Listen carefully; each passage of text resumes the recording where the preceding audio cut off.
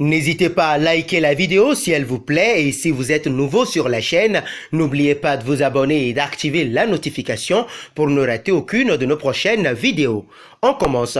Dans un long entretien accordé au journal transalpin Tuttosport, Miralem Pjanic est revenu sur son aventure en Bianconero. L'occasion pour le néo-barcelonais d'évoquer ses débuts en Liga, le choc face à son ancienne équipe en Ligue des Champions, mais également sa relation avec Cristiano Ronaldo. Parti de la Juventus cet été dans le cadre d'un chassé-croisé avec Arthur Melo, Pjanic grappille des minutes sous ses nouvelles couleurs. Hasard du tirage au sort de la Ligue des Champions, il affrontera son ancien club lors des phases de poule. J'en rêvais, je suis très content de retrouver le club auquel je tiens beaucoup et qui est dans mon cœur. J'ai reçu énormément de messages des coéquipiers, j'en ai également reçu du président Agnelli, a-t-il indiqué. Enfin, il a aussi été interrogé sur le cas Cristiano Ronaldo. En plus d'un hommage appuyé, le milieu bosnien révèle l'état d'esprit de son ex-coéquipier contrôlé positif au coronavirus à quelques jours du choc Juventus FC Barcelone en Ligue des Champions.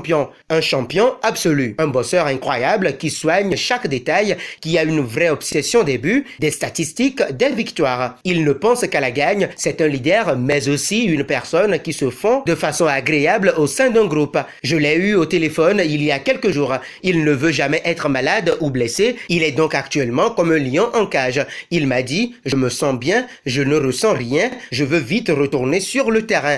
J'espère être négatif le plus rapidement possible. » Pour rappel, Cristiano Ronaldo devrait déclarer forfait pour cette affiche, lui qui est toujours porteur du virus. L'occasion aussi pour Miralem Pjanic de revenir sur son départ de la Juventus et de sa volonté de rejoindre uniquement le FC Barcelone. Quand après Lyon, j'ai réalisé que j'allais faire la dernière interview dans ce stade, que ce serait la dernière fois que je mettrais le maillot de la Juve, ça n'a pas été facile. Cela dit, il n'y a qu'un seul club qui pouvait me tenter après la Juventus et c'était Barcelone. Un grand défi pour moi, après 4 ans, il était peut-être temps de changer. Enfin, le milieu de terrain s'en est également pris à son ancien entraîneur, à la vieille dame, Maurizio Sarri. C'est une honte quand on évalue mal les gens. Chaque joueur dans ce vestiaire a toujours donné et donnera toujours le meilleur de lui-même pour le club et pour l'équipe. On peut ne pas s'entendre avec un ou deux joueurs, mais cela n'affectera jamais leur engagement car chaque joueur veut gagner. Ce sont des professionnels incroyables